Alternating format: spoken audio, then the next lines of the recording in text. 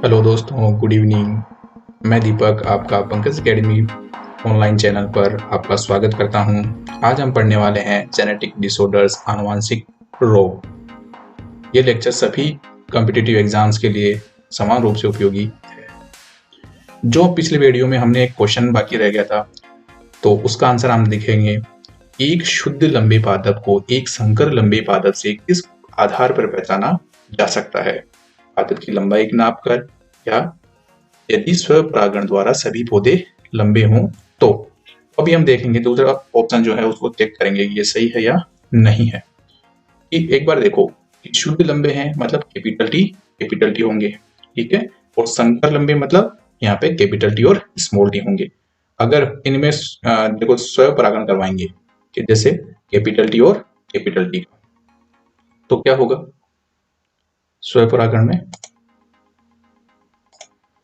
जब हम स्वपरागण करवाएंगे तो हमें देखने को मिलेगा कैपिटल टी और कैपिटल टी से हमेशा कैसे युग्मक बनेंगे? कैपिटल टी, ठीक है। इसका जब कैपिटल टी वाले से ही स्वपरागण करवाएंगे तो कैसे पौधे प्राप्त होंगे? सभी लंबे पौधे प्राप्त होंगे। और एक संकर से, ठीक है, एक संकर पौधे का अपन स्वपरागण कराएंगे तो कैसे पौधे प्राप्त होंगे? कुछ पौधे लंबे और कुछ पौधे बौने। क्यों? क्योंकि ये जो है हमने देखे थे, ये जो F1 जब हमने मोनोहाइब्रिड क्रॉस करवाया था तो F1 पीढ़ी के अंदर हमें कैपिटल टी और स्मॉल टी ही प्राप्त होता है। जब हम उसका स्वपरागण करवाते हैं तो हमें 3:1 में क्या मिलते हैं बेटा? फिनोटाइप मिलता है। तो एक पौधा हमें क्या मिलता है यहाँ पर? बौना प्राप्त होता है, ठीक है। तो एक संकर, अगर संकर लंबे पादप से अगर स्वपरागण कराते हैं तो क्या होता है? उसमें लंबे और बौने दोनों पौधे मिलते हैं। यहाँ देखिए, यदि स्वपरागण द्वारा सभी पादप लंबे हों तो क्या होगा? अगर हमने शुद्ध पौधा लिया है तो सभी स्वपरागण से क्या होंगे? लंबे पौधे प्राप्त होंगे। इस आधार पर हम इनको पहचान सकते हैं। जिब्रेलिन वगैरह पे यहां से अपन नहीं पहचान सकते इनको। अब हम शुरू करते हैं आज का नया टॉपिक, जेनेटिक डिसऑर्डर्स, आनुवंशिक रोग जो क्या है। इनको क्लासिफाई किया गया है, इनको वर्गीकृत किया गया है दो भागों में, मेंडेलियन डिसऑर्डर्स और क्रोमोसोमल डिसऑर्डर, ठीक है। मेंडेलियन डिसऑर्डर ये क्या करेंगे? मेंडल के नियमों का पालन करेंगे, इसलिए इनका नाम क्या रखा गया है? Mendelian disorders.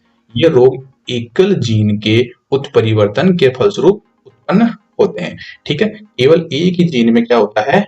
उत्परिवर्तन होता है, जिसके कारण क्या होते हैं? ये मेंडेलियन डिसऑर्डर्स कहलाते हैं। अब ये कुछ लोग पूछेंगे कि क्या उत्परिवर्तन क्या होता है? उत्परिवर्तन का मतलब सिर्फ इतना है कि किसी भी जीन में या किसी डीएनए के पार्ट में क्या हो जाता है? थोड़ा चेंज आ जाता है, उसी चेंज को क्या बोलते हैं?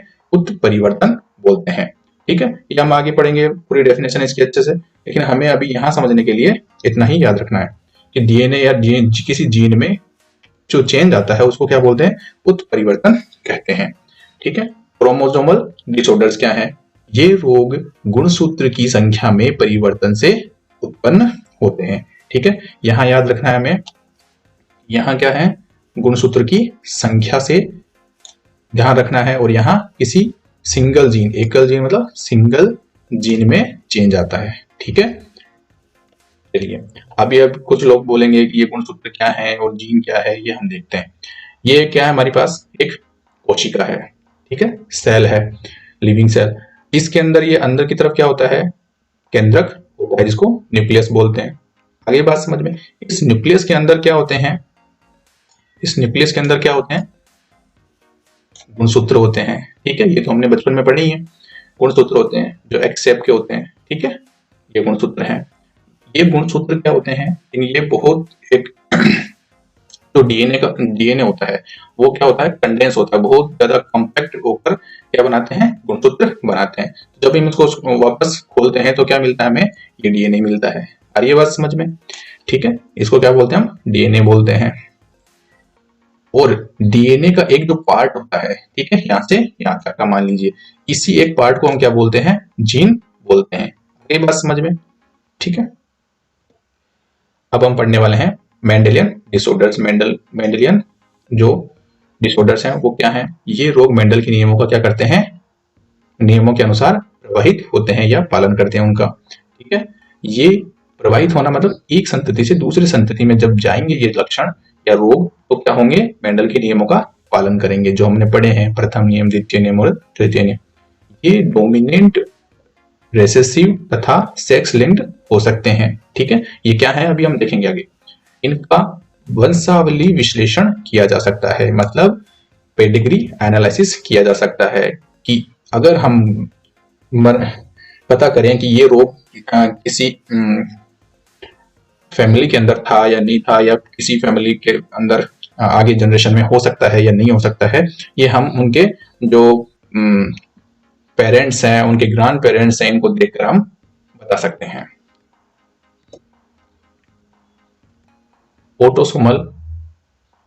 Autosomal recessive disorders. ठीक है, ऑटोसोमल रेसेसिव डिसऑर्डर्स ये किसका पार्ट है, मेंडेलियन डिसऑर्डर्स का। ठीक है, तो फर्स्ट पार्ट है। तो अब इसके एग्जांपल कौन कौन से हो सकते हैं, इसके एग्जांपल हो सकते हैं सिस्टिक फाइब्रोसिस हो सकता है, आ रही है बात समझ में। ठीक है, सिस्टिक फाइब्रोसिस, और क्या हो सकता है, फिनाइल कीटोनूरिया हो सकता है, और क्या हो सकता है, थैलीसीमिया हो सकता है, और सिकल सेल एनीमिया हो सकता है। आ रही है बात समझ में। अभी हमें एनलिस्ट कर लेना, लिख लेना इनको एक साथ, ताकि हमें आसानी रहे बाद में पढ़ने में। ठीक है, एक्स लिंक्ड रेसेसिव कैरेक्टर्स, ये क्या है, जो एक्स क्रोमोसोम से क्या होंगे, लिंक रहेंगे, जुड़े हुए रहेंगे। ठीक है, ये अभी हम पढ़ेंगे पूरे अच्छे से, लेकिन अभी हमें लिस्ट बनानी है। हीमोफीलिया, ठीक है, एंड कलर ब्लाइंडनेस किसके एग्जांपल हैं, ये एक्स लिंक्ड रेसेसिव कैरेक्टर्स के। रेसेसिव का हमें पता है, ठीक है, क्या अप्रभावी। ठीक है, कैरेक्टर्स मतलब लक्षण हो जाते हैं। ऑटोसोमल डोमिनेंट कैरेक्टर्स, ठीक है, ऑटोसोम्स पर उपस्थित रहेंगे, और डोमिनेंट मतलब प्रभावी हैं। ठीक है, कौन कौन से होते हैं ये, पॉलीडैक्टाइली, ठीक है, बहुअंगुलिता। ठीक है, मतलब बहुत सारी अंगुली, 5 से भी ज्यादा अगर किसी की अंगुलियां हैं तो पॉलीडैक्टाइली में आता है। ठीक है, मायोटोनिक डिस्ट्रोफी, ठीक है, ये भी किसका एग्जांपल है, ऑटोसोमल डोमिनेंट कैरेक्टर। यह एग्जांपल आपको अच्छे से याद रहने चाहिए। क्रोमोसोमल डिसऑर्डर्स, क्रोमोसोमल डिसऑर्डर्स में कौन कौन से आएंगे, डाउन सिंड्रोम। ठीक है, यह आपको एग्जांपल बहुत अच्छे से याद रहने चाहिए। Down syndrome, Klinefelter syndrome and Turner syndrome, ये किसके एग्जांपल है, क्रोमोसोमल डिसऑर्डर्स के एग्जांपल। अब हम पढ़ने वाले हैं कि ऑटोसोमल रिसेसिव डिसऑर्डर्स क्या होते हैं। ठीक है, सबसे पहले इसके अंदर हमने लिस्ट बनाई, उसके अंदर था सिस्टिक फाइब्रोसिस। ठीक है, ये क्या है, ऑटोसोमल रिसेसिव डिसऑर्डर है, ये हमें अच्छे से याद रहना चाहिए। एक इसका एग्जांपल है। इस रोग में होता क्या है, इस रोग में क्लोराइड आयन, ठीक है, कौन सा, क्लोराइड आयन जो होता है उसकी उपापचय, ठीक है, उसका जो मेटाबॉलिज्म है उसमें क्या हो जाती है, खराबी हो जाती है। इसका जो मेटाबॉलिज्म है वो सही से बॉडी में हो नहीं पाता है। ठीक है, तो क्या होगा, अगर बॉडी में इसका मेटाबॉलिज्म मतलब टूट नहीं पा रहा है सही से बॉडी के अंदर, ठीक है, और बाहर नहीं निकल पा रहा है, तो क्या होगा, रोगियों में जो पसीना आएगा, ठीक है, जो स्वेटिंग होगी, वो कैसे होगा, उस स्वेटिंग के अंदर सोडियम और जो क्लोराइड है वो आयन ज्यादा उपस्थित होंगे, ठीक है, नॉर्मल से। तो जो स्वेट होगा वो हाईली साल्टी होगा। आ रही है बात समझ में। ठीक है, बहुत ज्यादा कड़वा जिसको बोल सकते हैं अपन। श्वसन तंत्र में अत्यधिक म्यूकस बनता है, ठीक है, जो हमारे ट्रेकिया है और लंग्स हैं, ठीक है, इनमें क्या बनेगा, म्यूकस बहुत ज्यादा बनेगा। जब म्यूकस बहुत ज्यादा बनेगा तो क्या होगा, ये डिपॉजिट होगा हमारे लंग्स में, ठीक है, और क्या हो जाएगा, धीरे धीरे फाइब्रोसिस, मतलब वो कड़क बन जाएंगे। ठीक है, और जो हमारा जो लंग्स में जो गैसियस एक्सचेंज होता है, गैसों का जो आदान प्रदान होता है वो कम होने लग जाएगा, और इसी से मृत्यु हो जाएगी। ठीक है, नेक्स्ट हम पढ़ेंगे थैलीसीमिया। ये भी क्या है, एक ऑटोसोमल रेसेसिव डिसऑर्डर है। ठीक है, ये भी क्या है, एक ऑटोसोमल रेसेसिव डिसऑर्डर है। हीमोग्लोबिन में बीटा, ठीक है, बीटा श्रृंखला में क्या होता है, निर्माण अवरुद्ध हो जाता है। और ये बात समझ में। थैलीसीमिया में क्या होगा, अभी हम देखेंगे कि हीमोग्लोबिन की बीटा जो चेन है वो क्या होती है, ये सब देखेंगे। तो बीटा श्रृंखला का जो निर्माण हो जाता है वो रुक जाता है। ठीक है, जिससे क्या होगा, सामान्य रूप से जो ऑक्सीजन जो परिवहन करता है, कौन करता है, हीमोग्लोबिन ही तो करता है, तो उसमें क्या हो जाती है, कमी आ जाती है। ठीक है, जो गंभीर रूप से क्या हो जाता है, उसके अंदर रक्त की कमी हो जाती है। ठीक है, उत्पन्न होती है, और बचपन में ही वो जो बच्चे हैं उनकी मृत्यु हो जाती है। ठीक है, और अगर जिन बच्चों की मृत्यु नहीं होती है, उनमें क्या होता है, उनको बार बार ब्लड ट्रांसफ्यूजन करना पड़ता है, बार बार उनको अच्छा जो ब्लड है वो बाहर से लेना पड़ता है। ठीक फिनाइल कीटोनूरिया। इसको क्या बोलते हैं?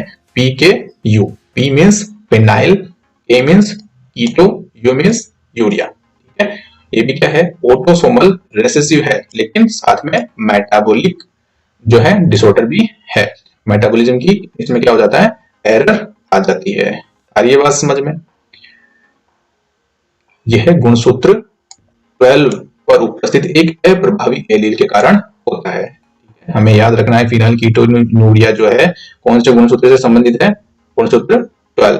ठीक है, 12वें गुणसूत्र से संबंधित है। Phenyl alanine hydroxylase. ठीक है, फिनाइल एलानीन हाइड्रोक्सिलेज जो एंजाइम है उसके अंदर क्या हो जाता है? उत्परिवर्तन हो जाता है। अभी हमने पढ़ा था कि उत्परिवर्तन क्या होता है?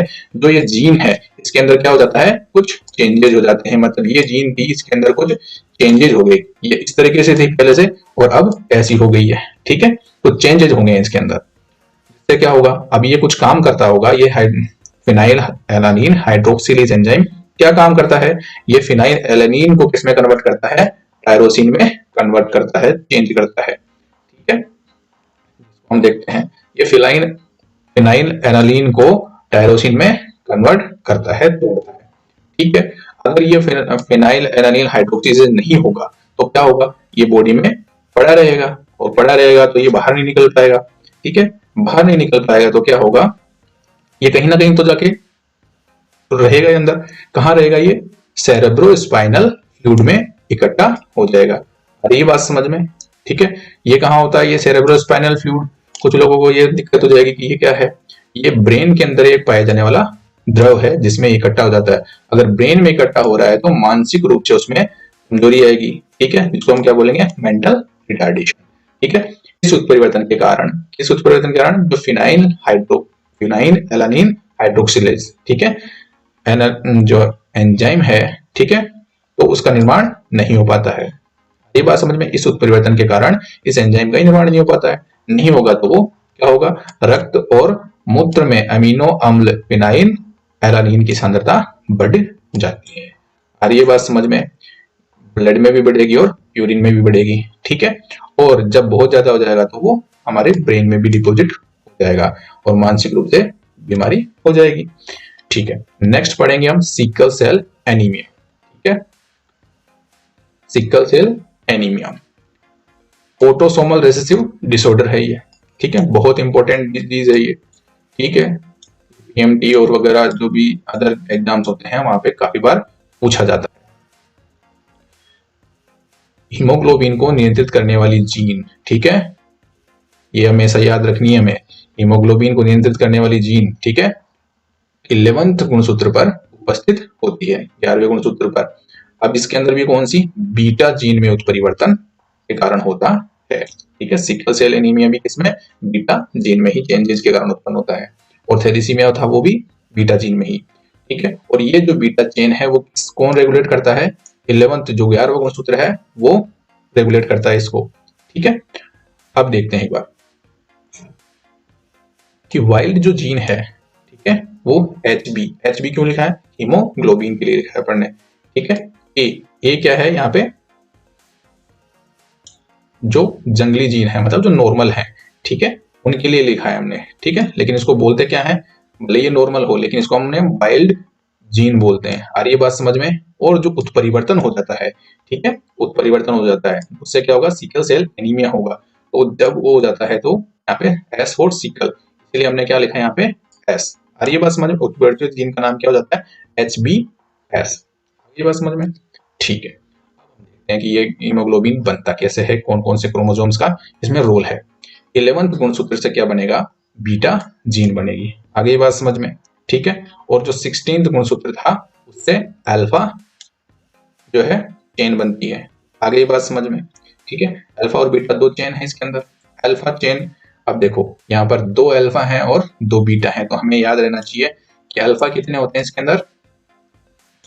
अल्फा भी 2 होंगे, ठीक है, और बीटा भी 2 होंगे।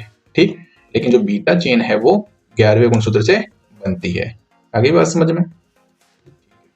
अब यहाँ पे इस डायग्राम में आप देख सकते हैं अल्फा चेन कौन सी है और बीटा चेन कौन सी है, ये इसकी डायग्राम में। तो ये क्या है? अल्फा चेन है जो पर्पल कलर की आपको दिख रही है। आ रही है बात समझ में? और ये बीटा चेन है जो ब्लू कलर की दिख रही है आपको, ठीक है। ये जो 11th जो क्रोमोसोम था, 11th क्रोमोसोम में ये जो बे है, जो रेड जो सर्कल के अंदर आपको जो रेड गोले में दिखाया गया है, वो बीटा जो चेन है उसके लिए जिम्मेदार जीन है, ये बात समझ में। और हीमोग्लोबिन जो है, हीमोग्लोबिन जो है वो 4 हीम, 4 इसमें क्या होते हैं, हीम के अणु होते हैं, आ रही है बात समझ में। और ग्लोबिन के भी 4 अणु होते हैं, आ रही है बात समझ में। तो ग्लोबिन के में किसके कौन कौन से आएंगे, 2 तो अल्फा आएंगे और 2 ही बीटा चेन आएंगी, आ रही है बात समझ में, ठीक है। यह है हीमोग्लोबिन का। तो ये भी हमें काफी बार ध्यान रखना है, ठीक है। जो ब्लड वाले चैप्टर में भी काफी बार पूछा जाता है कि हीमोग्लोबिन के अंदर हीम कितने पार्ट होता है, तो 4 पार्ट में होगा, आ रही है बात समझ। ग्लोबिन भी 4 पार्ट में, जिसके अंदर 2 अल्फा चेन होगी और 2 बीटा चेन होंगी। अब देखते हैं, देखो HBS, ठीक है, इसकी बीटा चेन में क्या होगा, अमीनो अम्लों के क्रम में परिवर्तन हो जाता है, ठीक है, यह एक परिवर्तन कर देता है। HBA और HBA, ठीक है, जब दोनों सेम होंगे तो क्या बोलेंगे, समयुग्मजी बोलेंगे, हमने पढ़ा है, ये तो स्टार्टिंग पेज में पढ़ा है, ठीक है। और ये जो इस तरीके से अगर कोई व्यक्ति होगा वो कैसा होगा, सामान्य होगा, आ रही है बात समझ में। HBA और HBS, ठीक है, इस तरीके से भी होगा, ठीक है, इसको हम क्या बोलते हैं, विषम युग्मजी बोलते हैं, ठीक है। और ये कैसे होंगे, वाहक होंगे हमेशा, ठीक है, कैरियर होंगे।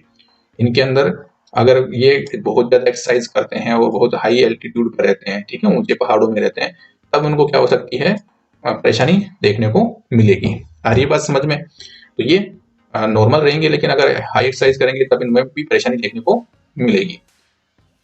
और HBS और HBS ये क्या है, समयुग्मजी हैं, और ये क्या होंगे, हमेशा रोगी होंगे और इनकी हाथ जो मृत्यु भी हो जाएगी, ठीक है। HBS, ठीक है, जो एलील है उसका मुख्य प्रभाव क्या है, हस्याकार जो है RBC का निर्माण करना, जो RBC है उसके शेप में चेंज कर देती है, हस्याकार या जो है इसका निर्माण कर देता है, सिकल शेप जिसको बोलते हैं। ऑक्सीजन की कमी होने पर हीमोग्लोबिन, ठीक है, अणु का क्या हो जाता है, बहुलीकरण हो जाता है, ठीक है। हीमोग्लोबिन के अणु का क्या हो जाता है, बहुलीकरण हो जाता है, जिससे RBC का जो है आकार द्विअवतल, ठीक है, बाइकॉनकेव जिसको बोलते हैं, से हस्याकार हो जाता है। अभी हम देखेंगे ये क्या है, ये जो है सामान्य, ठीक है, ये बाइकॉनकेव जो आपको दिख रही है, ठीक है, इस तरीके से। और ये है हमारी सिकल शेप, ठीक है, सिकल शेप जो है RBC हो गई है, ठीक है। अब यहाँ पे देखिए ये क्यों हुआ, कैसे हुआ, ये एक जीन थी जो हमने देखा था अभी, ठीक है। तो CTC, ठीक है, CTC इस तरीके से क्या है, ये कोडोन्स हैं, ठीक है, ये क्या है, अभी हम जब चैप्टर पढ़ेंगे, ठीक है, जेनेटिक कोडोन्स पढ़ेंगे, ठीक, तब हम देखेंगे। लेकिन अभी हमें याद रखना है कि ये एक जीन है जिसके अंदर यहाँ पे क्या है, थायमिन है, ठीक है। अब ये जब क्या होगा, इस DNA से क्या बनेगा, mRNA बनेगा, तो T से क्या आना चाहिए, T का जो है A आना चाहिए, ठीक है, mRNA के अंदर, ठीक है, कॉम्प्लीमेंट्री इसको बोलेंगे। फिर क्या होगा, A, ये जो है एडेनिन किसको डिनोट करता है, विटामिन को करता है, आ रही है बात समझ में, ठीक है। अब देखो यहाँ पे अगर जो बनना चाहिए था पेप्टाइड, वो क्या बनना चाहिए था, ठीक है, इस तरीके से। तो यहाँ पे 6 नंबर पे क्या होना चाहिए, ग्लूटामाइन आना चाहिए था। लेकिन जब इसमें जिस जीन में चेंज हो जाए, क्या चेंज हो जाएगा, यहाँ पे T की जगह क्या आ जाए, A आ जाए, ठीक है। सिर्फ एक जो है कोड की अगर एक्सचेंज हो जाता है, चेंज हो जाता है, तो क्या होता है, देखो A से अगर A अगर चेंज हो जाता है तो A का क्या बनेगा, mRNA में U बनेगा, ठीक है, मतलब यूरेसिल, ठीक है। तो जब ये U है वो क्या किसको कोड करेगा, किस पेप्टाइड को कोड करेगा, ये वैलिन को करेगा, जिसको कह सकते हैं एमिनो एसिड को, ठीक है। तो ये वैलिन को कोड करेगा। अब देखिए यहाँ पर जो बनना चाहिए था, ग्लूटामाइन आना चाहिए था, और यहाँ क्या हो गया, वैलिन आ गया, आ रही है बात समझ में, जिस वजह से क्या होता है, इसकी जो शेप पे हो जाती है वो चेंज हो जाती है, ठीक है। अब देखते हैं हम कि अगर इनकी वंशागति कैसे होती है, सिकल सेल एनीमिया की, दोनों वाहक हैं, ठीक है, तो क्या होगा, ठीक है, अगर दोनों वाहक है तो क्या होगा, युग्मक बनाएंगे हम, ठीक है, HBA और HBS, ठीक है, यहाँ से भी क्या आएगा, HBA और HBS, एस आएगा। जैसे हम मोनोहाइब्रिड डाइहाइब्रिड क्रॉस में करते आ रहे थे वैसे ही, ठीक है। जब इनका क्रॉस करवाएंगे, या हम कह सकते हैं कि अगर इन दोनों का विवाह हो जाता है तो क्या होगा। तो देखिए यहाँ से एच बी ए आएगा और यहाँ से भी एच बी ए आएगा। यहाँ क्या बनेगा, एच बी ए, ये भी हमने देखा था कि ये क्या होते हैं, सामान्य होते हैं, ठीक है। यहाँ से एच बी ए और यहाँ से एच बी एस आएगा, तो क्या बनेगा, एच बी ए और एच बी एस बनेगा, ठीक है। तो ये कैसे होंगे, वाहक होंगे, अभी हमने देखा। और एच बी एस और एच बी ए, ये भी क्या होंगे, एच बी ए और एच बी एस, तो ये क्या होंगे, वाहक बन जाएंगे, ठीक है। लेकिन ये कंडीशन ऐसी आएगी जिसमें एच बी एस और एच बी एस, ठीक है। तो यहाँ क्या होगा, यहाँ ये गलत लिखा हुआ है, यहाँ भी एच बी एस ही आएगा। आ रही है बात समझ में, ठीक है। तो ये कैसे होंगी, रोगी होंगी। आ रही है बात समझ में, जिनकी डेथ भी, ठीक है। अब देखते हैं क्रोमोसोमल डिसऑर्डर्स, ठीक है, गुणसूत्रीय विकार जो है कैसे होते हैं, ठीक है। गुणसूत्र हमने पढ़ा था कि गुणसूत्र की संख्या में परिवर्तन हो सकता है, ठीक है। तो न्यूमेरिकल क्रोमोसोमल डिसऑर्डर्स, ठीक है, जो गुणसूत्रीय विकार है उनमें गणितीय जो गुणसूत्रीय विकार है वो कैसे हो सकते हैं, एन्यूप्लॉइडी और यूप्लॉइडी, ठीक है। एन्यूप्लॉइडी और यूप्लॉइडी ये क्या है, दोनों टर्म्स हमें याद रखनी है। सुगुणिता, ठीक है, ये जो यूप्लॉइडी है वो क्या कहलाती है हिंदी में, सुगुणिता, और जो एन्यूप्लॉइडी है वो असुगुणिता कहलाती है। आ रही है बात समझ में, किसी जीव के द्विगुणित गुणसूत्रों की संख्या में एक व कुछ गुणसूत्रों की कमी या वृद्धि, दोनों लिखा हुआ है, ठीक है। केवल यहाँ पे गुणसूत्रों की बात हो रही है, लेकिन कमी भी हो सकती है और वृद्धि भी हो सकती है। आ रही है बात समझ में, इसी को क्या बोलते हैं हम, एन्यूप्लॉइडी बोलते हैं। आ रही है बात समझ में। नेक्स्ट यूप्लॉइडी, ठीक है, किसी जीव के जीनोम के सेट में ही क्या हो जाना, वृद्धि हो जाना। ये जीनोम क्या होता है, ठीक है, किसी भी जीव के हैप्लॉइड मतलब अगुणित जीव में, ठीक है, क्या होगा, अगुणित सेट में क्या है, जो भी पूरे गुणसूत्र हैं, जैसे अभी हम देखेंगे इसको पूरा, तो उन गुणसूत्रों की जो संख्या में पूरी की पूरी सेट में वृद्धि हो जाना। जैसे 23 जोड़ी होते हैं तो 23 के 23 नहीं आ जाना, ठीक है। देखेंगे अभी आगे हम एन्यूप्लॉइडी, ठीक है। एन्यूप्लॉइडी क्या है, इनके जो टाइप्स हैं वो कैसे हो सकते हैं, मोनोसोमी, नलीसोमी एंड ट्राइसोमी, ठीक है। ये हमें नाम याद रखने हैं, बहुत इंपॉर्टेंट। एग्जांपल देखो याद रहना चाहिए, ये डायरेक्ट भी पूछा जाता है, ठीक है। ये टर्नर सिंड्रोम किसका एग्जांपल है, मोनोसोमी का है। इसके अंदर कैसा बनता है, 2n-1, मतलब पूरे सेट में से एक जो है गुणसूत्र कम हो जाता है। और ये बात समझ में। नलीसोमी क्या होता है, ये पूरे सेट के अंदर से, पूरे जीनोम में से 2 गुणसूत्र क्या हो जाते हैं, कम हो जाते हैं। ट्राइसोमी, ठीक है, ट्राइसोमी में क्या होगा, यहां देखिए, यहां कम हो रहा है, ठीक है, सॉरी यहाँ पे क्या है, एक जुड़ रहा है, ठीक है, पूरे सेट में एक गुणसूत्र एक्स्ट्रा हो जाता है, यहाँ पे एक वृद्धि हो जाती है। तो ये कौन सा है, डाउन सिंड्रोम इसका एग्जांपल है, ठीक है। ये भी हम आगे देखेंगे सारे सारे। यूप्लॉइडी, यूप्लॉइडी का क्या हो सकता है, पूरा का पूरा सेट में क्या हो जाता है, वृद्धि हो जाएगी। ट्राइप्लॉइडी मतलब 2n होता है, आ रही है बात समझ में, तो प्लस क्या हो जाता है, 1 यहाँ पे हो जाएगा, 2n + 1 सेट, ठीक है, तो यहाँ हो जाएगा, ठीक है, 3n हो जाएंगे ये, ठीक है, ट्राइप्लॉइड। फिर टेट्राप्लॉइड, पेंटाप्लॉइड एंड हेक्साप्लॉइड, ठीक है, नाम से ये टेट्रा मतलब 4, ठीक है, पेंटा 5, ठीक है, और हेक्सा मींस 6, ठीक है। यहाँ पे क्या है, क्रोमोसोमल डिसऑर्डर्स, ठीक है, क्रोमोसोमल डिसऑर्डर्स ये क्या है, अभी हमने देखे थे कि डाउन सिंड्रोम हो सकता है, क्लाइनफेल्टर हो सकता है और टर्नर सिंड्रोम हो सकता है, ठीक है। डाउन सिंड्रोम, डाउन सिंड्रोम को हम क्या बोलते हैं, दूसरा नाम मंगोलिज्म बोलते हैं, ठीक है। लेकिन आजकल इसको हटा दिया है क्योंकि कुछ मंगोलिया के जो लोग हैं उनका विरोध करते हैं, ठीक है, लोग हंसी उड़ाते हैं, इसलिए तो डाउन सिंड्रोम ही याद रखना हमें। फर्स्टली डिस्क्राइब्ड, ठीक है, ये पहली बार किसने बताया था, ये किसने खोजा था इसको, लैंगडन डाउन ने, ठीक है, कब, 1866 के अंदर, थोड़ा सा याद रखना है क्योंकि हमारी बुक में दिया हुआ है, ठीक है। यह है 21वें गुणसूत्र की ट्राइसोमी से होता है, ट्राई मतलब 3, ठीक है, 3 हो जाएंगे गुणसूत्र, 21वां गुणसूत्र हो जाएगा, 3 गुणसूत्र आ जाएंगे। टोटल गुणसूत्र कितने हो जाएंगे इस डाउन सिंड्रोम के अंदर, 47, ठीक है। देखेंगे क्या है, अब इसके सिम्टम्स देखते हैं, ठीक है। क्या है, सिर का जो पिछला भाग है वो कैसा हो जाएगा, चपटा हो जाएगा, ठीक है। अंगुलियों के सिरों पर क्या हो जाएंगे, लूप बन जाएंगे, जो अंगुलियों की जो टिप है वो क्या हो जाएंगी, मोटी मोटी हो जाएंगी, लूप बन जाएंगे इसके बहुत सारे।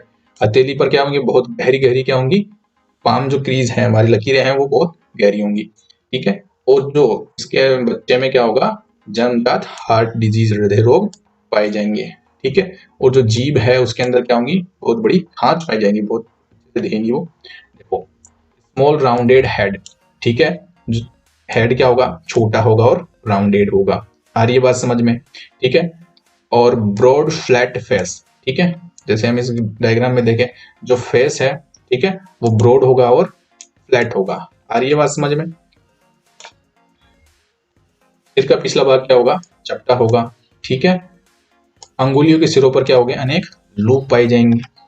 पार्शली ओपन माउथ, इस डायग्राम में हम देख पा रहे हैं कि क्या होगा, माउथ जो है, जो मुंह है वो खुला हुआ मिलेगा अपन को, ठीक है, काफी बार ज्यादातर खुला ही रहेगा इसके अंदर, ठीक है।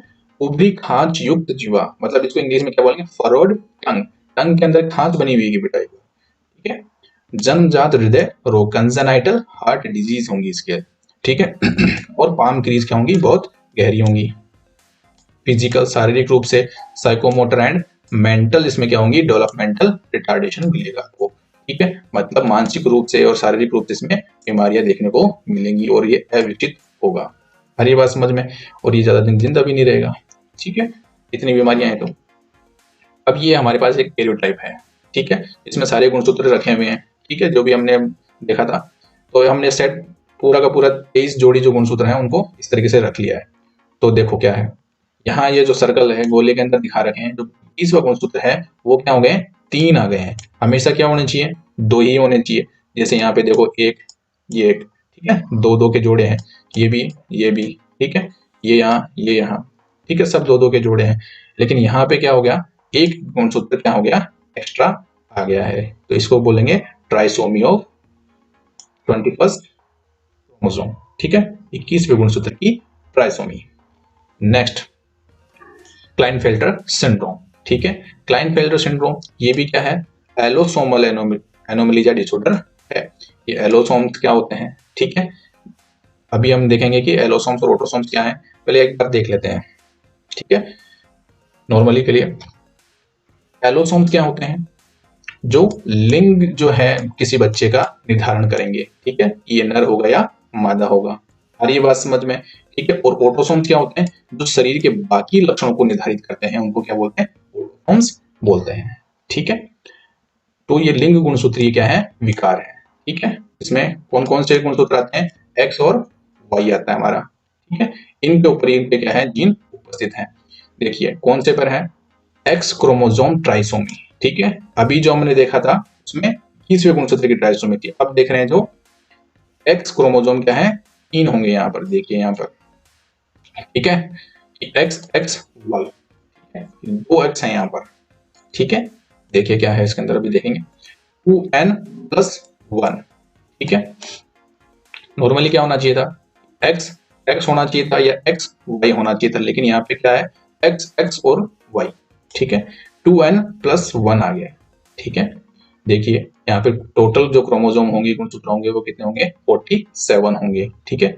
1 बार बॉडी इज प्रेजेंट, ठीक है, ये हमें याद रखना है कि 1 बार बॉडी के अंदर एक बार बॉडी प्रेजेंट होती है। कौन सी डिजीज के अंदर होती है, ये बहुत इंपॉर्टेंट क्वेश्चन है। ये क्लाइनफेल्टर डिजीज में होती है।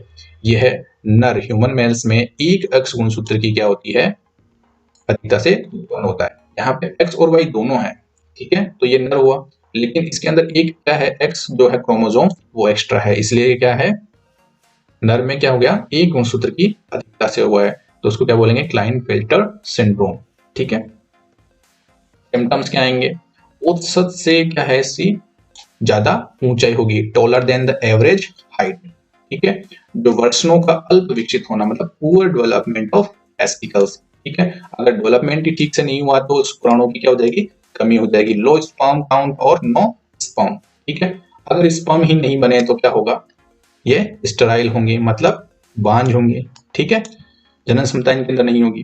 चेहरे और शरीर पर क्या होंगे, बालों की कमी होगी, ठीक है, decreased facial and body hairs, less muscular compared with other man, ठीक है। इनके अंदर जो बॉडी जो स्ट्रक्चर है बहुत ज्यादा स्ट्रॉन्ग होते हैं, ठीक है, एज कंपेयर टू फीमेल्स, ठीक है। लेकिन यहाँ पे क्या होंगे, ये लेस मस्कुलर होंगे, ठीक है। यहाँ पे क्या होगा, स्तनों का विकास भी देखने को मिलेगा, एनलार्जमेंट ऑफ ब्रेस्ट टिश्यू, ठीक है। इसी को क्या बोलेंगे, गायनेकोमेस्टिया। ये बहुत इंपॉर्टेंट है, हमारे एनसीईआरटी में लिखा हुआ है, इसलिए इसको इंपॉर्टेंट याद रखना है हमें। ये क्या है, गायनेकोमेस्टिया किसे बोलते हैं कि मेल में क्या हो जाए, एनलार्जमेंट हो जाए किसका, ब्रेस्ट टिश्यू का, ठीक है।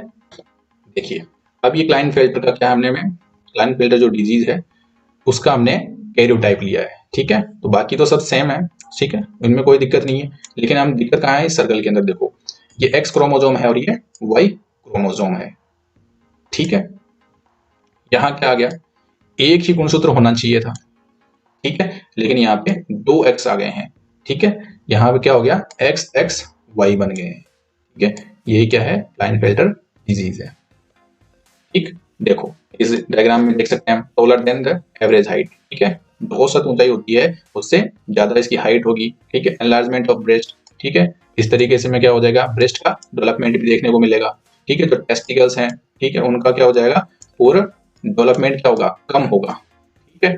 और जो है फेशियल बॉडी के ऊपर हेयर्स भी क्या होंगे, बहुत कम देखने को मिलेंगे, जितने नर में होने चाहिए उतने नहीं देखने को मिलेंगे, ठीक है। चलो नेक्स्ट, टर्नर सिंड्रोम, ठीक है।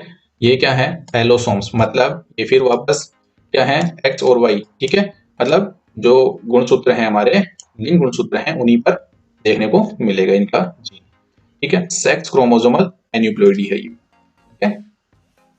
कौन से गुणसूत्र पे होगा, एक्स क्रोमोसोम पर ही होगा, ठीक है, क्या एक्स, ठीक है। एन्यूप्लॉइडी बोला है यहाँ पर, ठीक है, मतलब वहां पे हमने देखा था कि एन्यूप्लॉइडी में कमी भी हो सकती है और वृद्धि भी हो सकती है, तो यहाँ क्या हुई है, कमी हुई है, ट्राइसोमी, ठीक है। देखो 44 प्लस एक्स ओ नहीं है, ये 0 बोलते हैं इसको, ठीक है। तो कितने गुणसूत्र होंगे टोटल, 44 और 1 45, ठीक है। तो जो टर्नर सिंड्रोम है उसके अंदर टोटल कितने गुणसूत्र पाए जाएंगे, 45, ठीक है। और क्या पैटर्न रहेगा, 44 प्लस एक्स 0, आ रही है बात समझ में। बार बॉडी यहाँ पर एब्सेंट रहेगी, ठीक है। बार बॉडी क्या होती है कि नॉर्मल जो होना चाहिए, एक एक्स होना चाहिए और एक वाई होना चाहिए, ठीक है। कितने एक्स्ट्रा उसके अंदर क्या है, कितने एक्स्ट्रा उसके अंदर एक्स क्रोमोसोम है, उसी को क्या बोलते हैं, बार बॉडी। यहाँ पे एक्स्ट्रा है ही नहीं, ठीक है। यह ह्यूमन मेल्स में एक गुणसूत्र की कमी से उत्पन्न होता है, कौन से, वाई गुणसूत्र की कमी से उत्पन्न होता है, ठीक है। नेक्स्ट यहाँ पे हम देखते हैं इसके सिम्टम्स क्या होंगे, डिलेड और नो प्यूबर्टी, ठीक है, यौनारंभ प्यूबर्टी नहीं आती है, ठीक है। एमनोरिया, ठीक है, इसका आपको डेफिनेशन याद रखनी है या फिर थोड़ा इसका सिंपल मीनिंग याद रखना है। एमनोरिया क्या होता है कि इनके अंदर मासिक चक्र क्या होता है, अनुपस्थित देखने को मिलता है, हम आपको पूछी जा सकती है काफी बार। इनकम्प्लीट सेक्सुअल डेवलपमेंट, ठीक है, यहाँ पे जो जन्नांग है वो क्या हो जाए, इनकम्प्लीट मतलब अल्प विकसित देखने को मिलेंगे, ठीक है। और छोटा अगर बेबी होगा तो उसके अंदर क्या होगा, excessive fluid collection on the back of neck, ठीक है। ये जो गर्दन के पीछे क्या होगा, यहाँ पे बहुत सारा फ्लूइड मतलब कोई द्रव भरा हुआ देखने को मिलेगा, ठीक है। और वेब लाइक नेक देखने को मिलेगी, वेब नेक देखने को मिलेगी, टर्म हमें याद रखनी है, वेब लाइक नेक जो किसमें देखने को मिलेगी आपको, टर्नर सिंड्रोम में। बहुत इंपॉर्टेंट ये क्वेश्चन है कि वेब लाइक जो है हमारे नेक है किसमें देखने को मिलती है। Thank you. अब हम देखेंगे आगे चैप्टर के अंदर इसके क्वेश्चंस, ठीक है। अगर आपको वीडियो पसंद आ रहा है तो हमारे चैनल पंकज अकेडमी ऑनलाइन को सब्सक्राइब करें, वीडियो को शेयर करें, लाइक करें। Thank you.